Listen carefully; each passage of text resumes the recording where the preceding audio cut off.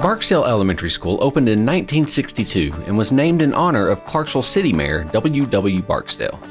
Since its opening, generations of families have been proud to both learn and teach at Barksdale. Barksdale's environment is student-centered and family-oriented. We have a very active PTO, strong family engagement, and lots of community involvement. As a school, we love to celebrate traditions and our students. From our monthly pep assemblies where we recognize respectful and responsible behavior, to our daily bell ringers. All students are encouraged to set personal goals, and as they meet their goals, an announcement is made and the student rings the bell.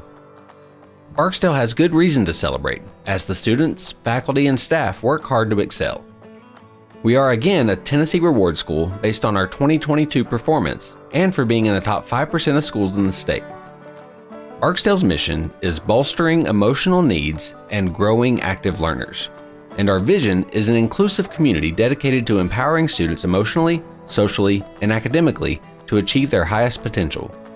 The school's motto is building foundations for the future, and Barksdale will continue to build strong foundations as we have done for generations before.